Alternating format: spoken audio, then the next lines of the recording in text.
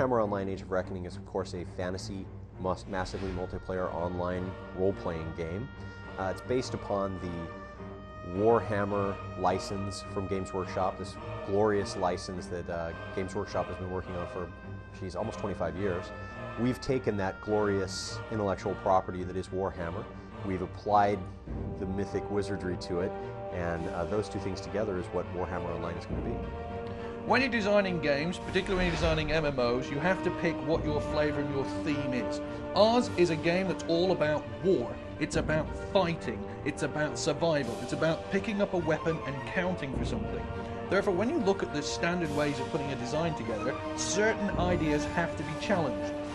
If you don't use that as the central reason for your MMO, then you can have characters, I suppose you would consider them support characters, characters at the back, characters who have passive engagement with the game.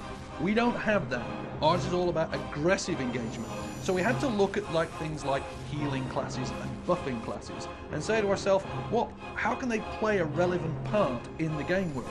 We then looked at the Warhammer world and their history, and they really don't have any concept of passive play.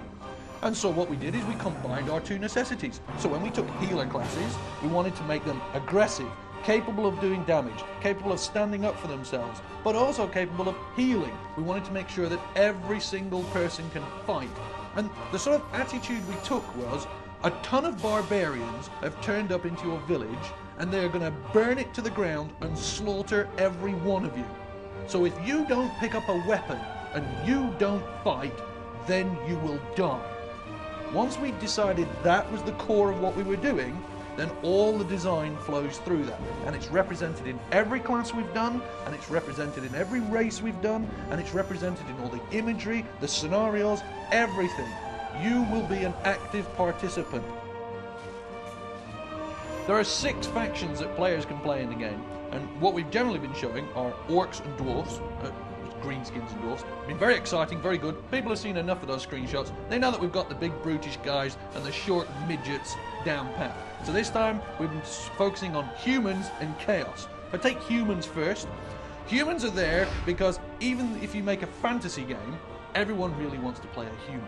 I mean, after you go to all the trouble of making pixies and dwarves and orcs, people actually want to play exactly what they are in the real world. I don't know why, it's just the way of things. And Warhammer is a really good human race. They're basically the Middle Ages Germanics done in a fantasy way. So they're covered in leather, and they have hot pokers, and they have really cool hats, and they have enormous staffs of fire and brimstone. The bright wizards have got burning tattoos on their arms. They're dressed in orange, these staffs with flames and smoke. Witch hunters with these cool hats, flintlocks. They've got these rapiers, and these amazing boots. Warrior priests in, they've got these little circlets, enormous hammers, praising Sigmar. It's about magic. It's about the absurdity of the human race caught up in a fantasy world. It's on the brink of extinction. So the humans represent the bastion of humanity, trying desperately not to get destroyed and doing all the things that humans do. So everything they do to extreme. They don't just learn magic, they learn magic so that they could blow up the entire world. They don't just learn fortifications, they learn how to build fortifications that will then destroy everybody. They have no idea of the limitations they should put upon themselves, much like modern humans. Humans in Warhammer are the obvious done in an unobvious way. It's not just humans we're doing, we're also doing chaos, and chaos is wondrous. Chaos is basically humanity through corruption. It's about chaos energy doing that thing that happens to real people. Power seduces you. The concept of domination, the concept of becoming great at something and being personally idolized. Cult of personality through force of arms and force of magic. And how is it represented? Bubbles of pus, tentacles, extra eyeballs. You can tell who the people are who have submitted to chaos, who are there on a will to power kick, because they're mutated, they're enormous, they're creatures of chaos. And that's what we've tried to replicate. We've replicated it in the way the land feels. We've also replicated it in the character classes. Great big armored warriors who have to be encased in fused armor stuck to their skin, because if they don't, they're going to pop out in all directions with pus and ichor. Sorcerers of Zeech on these enormous flying discs with teeth that rotate and spin. And the reason that only humans are corrupted is because only humans are actually going to play our game, and we associate with what we know falling. An elf falling, it might be poetic, but quite frankly, who gives a damn?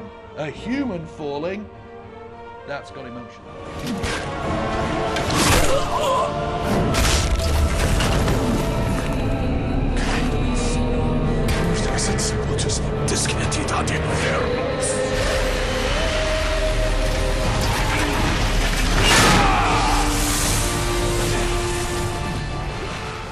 RVR, we're so excited about it because all of the things that we've been talking about for the last year are finally coming together so where you can really see them. Like, we've had pieces and parts for a long time, but until everything comes together, you really don't get a good feel of what RVR really is.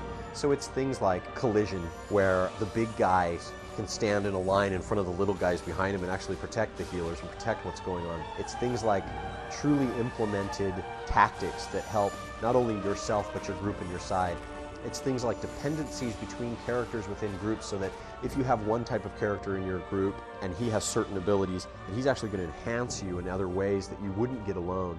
It's things like that that's finally coming together, as well as, of course, the systems for RVR that are coming together, such as scenarios, or the way that scenarios are actually implemented into the world, where you're in a skirmish area, and in order to maintain the consistency of the world, which is super important to us, you have to actually be in the skirmish area, and you're going to go to a place that looks just like the instance scenario you're going to enter. And from that point, you're going to enter this area, so it looks almost seamless to where you were. So you still have this feeling of, wow, I'm joined in with the world, and I'm fighting for that area so I can capture it for my realm. And then, of course, beyond that is the campaign game, which nobody's seen yet. Where you're fighting zone by zone, area by area to capture the enemy's capital city. So all this stuff is really coming together really well, and over the next couple months you're going to see more and more of this. Warhammer Online is scheduled for release sometime in winter of 2007.